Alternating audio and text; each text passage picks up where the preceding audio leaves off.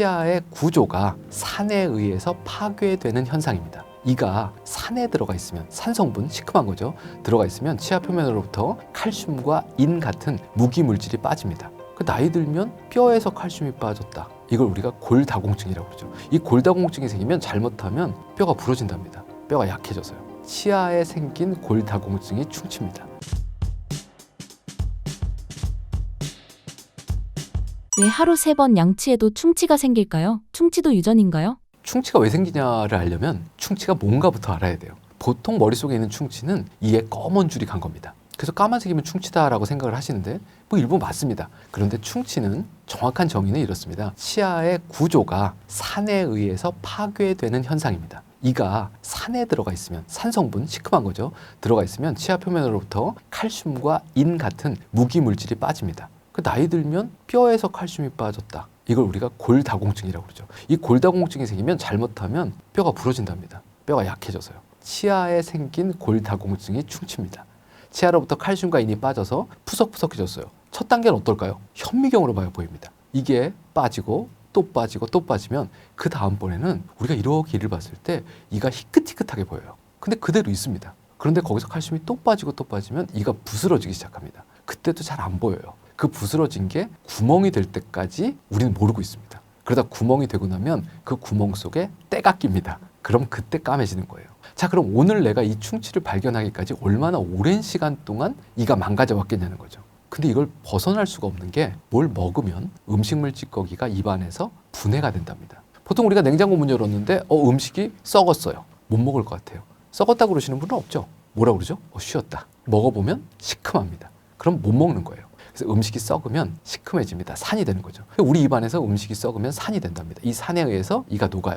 그러니까 뭘 먹으면 무조건 이는 녹는 겁니다. 오늘 밥을 먹었어요. 무슨 일이 생겨요? 치아로부터 칼슘과 인이 빠지는 겁니다. 충치가 생기는 거예요. 제2도 그렇고요. 모든 분들의 이에서 칼슘이 빠집니다. 그런데 이 안이 다시 중성이 되면 빠져나갔던 칼슘이 일부 붙는답니다. 그럼 우리 치아가 단단해 보이지만 매일 녹았다 붙었다 이러고 있는 거예요. 그런데 1년을 모아봤더니 녹는 양이 훨씬 많았다. 그러면 부스러지기 시작하는 겁니다. 충치는 하루아침에 생기는 병이 아닙니다. 되게 오랫동안 걸리는 병이에요. 자, 그러면 녹는 양이 많은 건 어떤 경우일까? 첫 번째, 먹고 있는 음식물의 종류입니다. 산에 의해서 녹는다고 그랬는데 이 산에 전구 물질, 뭐가 산을 만드느냐? 당이 만듭니다. 설탕을 먹으면 산이 생겨요. 산을 먹으면 그냥 산이죠. 그럼 설탕과 산이 섞여 있는 것들을 먹으면 되게 안 좋겠죠. 이게 대부분의 음료수예요. 보통 pH가 7이면 중성이고요. 우리가 6, 5, 4, 3, 2, 1 그러면 이제 산성이 되는 거죠. 모든 것을 다 녹이는 위산, 이 pH 2쯤 됩니다. 그 다음번에는요. 이는 얼마나 되면 녹느냐? pH가 5.5쯤 되면 녹는데요. 자, 5.5 바로 밑에 뭐가 있느냐? 잘 알고 계신 슬프지만 맥주, 와인, 탄산수 이런 것들이 있습니다. 조금 더 밑으로 내려가 보면 오렌지 주스 하는 과일 주스류가 있고요. 조금 더 밑으로 내려가면 괜찮겠지 그러고 먹고 계신 제로 콜라, 제로 사이다인 제로 음료가 있습니다. 여긴 당만 없을 뿐이지 강산입니다. 더 밑으로 내려가면요. 이제 콜라, 사이다 그리고 놀랍게도 이온 음료가 전부 다 강산입니다. 그러면 편의점에서 파는 거와 카페에서 파는 건 전부 다 산성과 당분 음료예요. 이걸 얼마나 드시고 계시느냐. 이 1번입니다. 애들 같은 경우는 제일 많은 게 뭐죠? 당분과 산성, 젤리, 사탕, 과자. 그 다음에 청소년기가 되면 콜라, 사이다. 조금 더 나이가 들면요. 맥주, 와인, 커피. 얼마나 먹고 있느냐는 겁니다. 또 다른 거는 이제 연세 드신 분들한테 이 얘기를 드리면 지금 내가 나이가 몇인데 단 걸 먹냐. 40 넘어서 먹어본 적이 없다 그러세요. 보통 우리가 필수 영양소라는 게 있습니다. 학교 다닐 때 배우셨죠? 뭐죠? 단백질, 탄수화물, 지방. 당은 어디 있어요? 탄수화물을 우리가 다당류라고 부릅니다. 탄수화물이 당이에요. 자, 50이든 60이든 70이 되셨든 간에 점심에 뭐 드셨어요? 밥이요. 탄수화물이요. 당분을 안 먹는 사람은 없습니다. 모두가 먹고 있는 거예요. 음식물 조절하셔야 됩니다. 충치는요. 두 번째로는요. 이걸 얼마나 자주 먹느냐. 얼마나 자주라는 부분에 있어서는요. 유전이 나옵니다. 우리 아버지는 내가 이 닦는 걸 본 적이 없어. 그런데 썩은 걸 본 적이 없어. 나는 매일 이를 닦는데 계속 썩어. 이건 유전이니까 나는 막 살 거야. 이런 얘기 하시는 분들이 되게 많아요. 예. 옛날 아저씨들은요. 아침을 먹고 무슨 일이 생겨요? 산이 됩니다. 그렇죠? 칼슘이 빠져 이를 안 닦으면. 근데 물도 마시고 침도 도니까 중화가 되겠죠. 중화가 되면 다시 칼슘이 붙습니다. 언제까지요? 점심밥 먹을 때까지요. 그럼 복구가 되는 거예요. 점심에 김치찌개 먹고 나면 어떻게 돼요? 또 이가 녹아요. 그런데요. 저녁 먹을 때까지 아무것도 안 먹고 그냥 물이나 마시면 정수기에서 복구가 됩니다. 이를 안 닦아도 충치 생길 확률이 매우 낮죠. 그런데 나는 어때요? 아침을 먹고 나가면서 커피 한 잔을 사가지고 빨고 갑니다. 그러다가 서랍 열면 과자가 있어서 또 먹고, 점심 나서 또 먹고, 오후에는요 과자 부스러기 먹고, 젤리 먹고, 홍삼 캔디 먹고, 이런 계속 먹지 않습니까? 이게 충치의 원인이에요. 이걸 빈도라고 그럽니다. 그래서 보통 치과 의사로 뭐라고 말씀드리냐면, 입안에 침 말고 다른 게 없는 시간이 길면 길수록 건강하다 그래요. 그래서 제가 요즘 유행하는 것 중에 가장 삼가해야 될 것, 버려야 할 것 1순위를 텀블러라고 얘기를 드립니다. 하루 종일 빨고 있죠. 침 말고 계속 다른 걸 넣고 있습니다. 거기다 그냥 물을 넣어서 드시는 건 좋아요. 그런데 그 물이 탄산수여도 안 되고 콜라여도 안 되고 커피여도 안 되고, 그렇죠. 물론 그게 커피 같은 경우는 약산입니다. 커피도 산성이에요. 다 아시죠? 커피에 무슨 맛이 있어요? 산미라는 게 있습니다. 산성이에요. 너무나 오랫동안 접촉시킨 거, 그리고 너무 자주 접촉시키는 건 좋지 않겠다. 그래서 충치의 큰 덩어리는 어디에 있어요? 내가 먹는 거에 있습니다.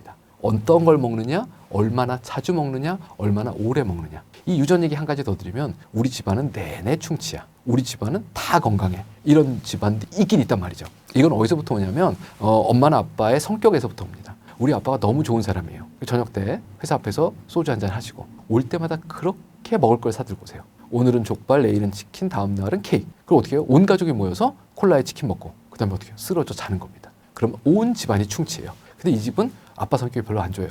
들어오면서부터 무슨 얘기예요? 손 씻었니? 이 닦았니?부터 물어보기 시작해요. 이런 집은 이가 안 썩습니다. 이건 유전이 아닙니다. 가풍이라고 보셔야 돼요. 자기 어렸을 때의 아빠의 모습을 한번 생각해 보시면 내 이가 왜 썩었는지 아실지도 모르겠습니다. 치료하지 않아도 되는 충치가 있나요? 충치는 말씀드린 대로 현미경적인 충치부터 시작해서 우리가 눈에 보일 때까지 구멍이 뻥 뚫린 충치가 있어요. 그런데 이 치아의 바깥층 하얀색 이는 전부 다 무기질이랍니다. 무기질이라는 건 전부 다 돌덩이라는 얘기예요. 칼슘과 인덩어리입니다. 여기에 세균은 바깥으로부터의 음식물이 차단되면 먹을 게 없습니다. 그럼 결국 우리가 잘 닦고 그 이를 단단하게 만들면 이 세균에 의해서 이가 더 망가지는 걸 막을 수 있다는 얘기예요. 그런데 이 세균이 다 첫 번째 층을 없애고 두 번째 층까지 들어갔다라고 하면 이 두 번째 층은 첫째 층과 달리 안에 유기물질이 있습니다. 이 두 번째 층까지 내려가고 나면 밖에서 아무리 우리가 무슨 짓을 하고 관리를 해도 무조건 충치는 진행이 됩니다. 그러니까 1단계 충치냐 2단계 충치냐에 따라서 파고 떼워야 될지 말아야 될지가 결정이 되겠죠.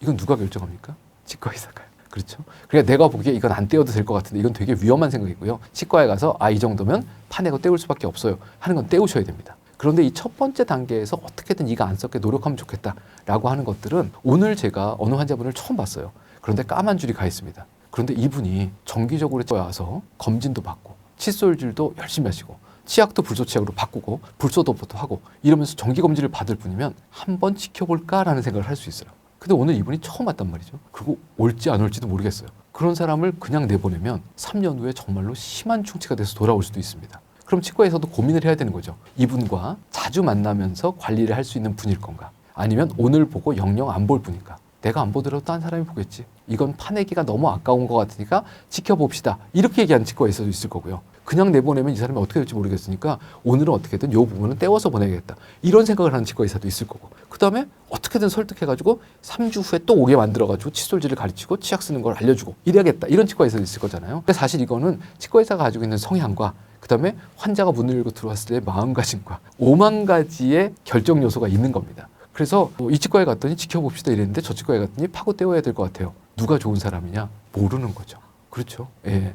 그래서 제일 중요한 건 내 치아를 꾸준히 계속 봐주고 있는 사람이 옆에 있어야 됩니다. 그래서 여기저기 다니지 마시고 주치라는 사람을 하나 만드셔서 정기적으로 검사를 받으시면 이 충치 내가 6개월 전에도 봤는데 지금도 비슷해. 그러니까 우리 6개월 더 써볼 수 있을 것 같아. 라고 당당하고 근거를 가지고 얘기할 수 있거든요. 그래서 치과는 처음에 좋은 사람 찾는 데까지 시간이 좀 걸리시겠지만 그 이후부터는 한 군데 정해놓으시고 꾸준히 다니시면 불필요하게 파고 떼우는 일들을 좀 줄일 수 있고 그러다 보면 내 자연 치아를 지키는데 치과 의사가 도움을 줄 수도 있고 좀 나도 덜 고생할 수 있고 그렇습니다. 어쨌건 주치의를 꼭 만드시기 바랍니다. 치과마다 충치 개수가 다른 이유와 과잉 진료를 피할 수 있는 방법은 무엇인가요? 치과마다 충치 개수가 다릅니다. 이게 정상이에요. 정상입니다. 이 치과에 갔더니 충치가 4개 있대요. 그렇죠. 아무리 의심이 돼가지고 옆에 갔더니 하나밖에 없대요. 근데 저한테 오시면 입안에 모든 치아에 충치가 다 있다 그럽니다. 근데 가끔 4개 있는 사람은 나쁜 사람이고 1개라고 얘기한 사람은 양심치과다 이런 얘기를 하시는 분들이 있어요. 여기 갔더니 1개밖에 없다고 그래. 저 사람 나쁜 사람인가 봐. 그럼 이제 세상에서 제가 제일 나쁜 사람인 거죠. 모든 치아에 충치가 다 있다 그러니까요.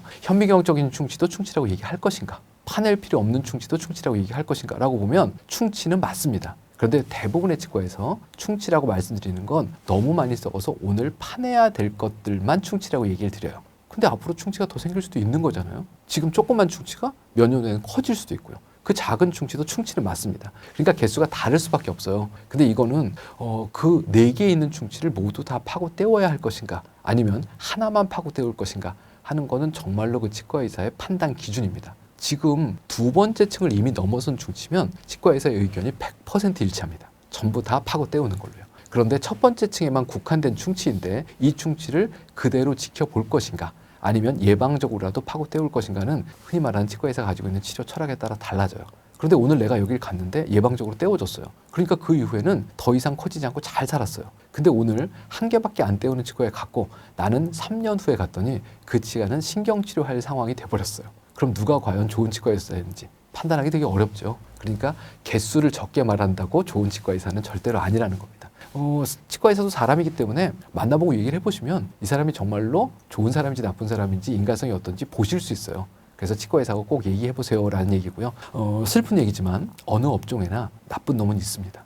정말로 하나만 해도 되는데 4개만 해도 되는데 10개씩 하자라고 얘기하는 과잉진료하는 사람도 분명히 있습니다. 그런데 이 과잉진료하는 치과의 가장 큰 특징 중에 하나는 열심히 광고한다는 거예요. 그래서 유튜브, 인스타 뭐 이런 데에서 열심히 광고하고 오늘 예약하면 몇 % 할인해 준다. 오늘만 특가 이런 얘기하는 데만 피하셔도 절반의 성공이라고 보통 말씀을 드립니다. 가까운 치과에 문 열고 가셔서 치과의사하고 얘기해 보시는 게 인터넷 뒤지시는 것보다는 훨씬 더 확실하고 좋은 방법입니다. 치과를 무서워하는 분들을 위해 한마디 해주신다면요? 치과는 무섭습니다. 저도 그쪽 의자에 앉으라고 그러면 가고 싶지 않아요. 반대쪽 의자에 앉으니까 출근하는 거죠. 왜 무섭나를 생각해 보면 치과에 가서 치료를 받았어요 라고 얘기를 해보면 보통의 경우에는 무언가를 파고 떼우거나 아니면 씌우거나 아니면 뽑고 임플란트를 하는 걸 보통 치료라고 합니다. 정말 무섭게 말씀드리면 내 몸의 일부를 없애는 일이에요. 그리고 그 없앤 자리에 인공물질을 집어넣는 거죠.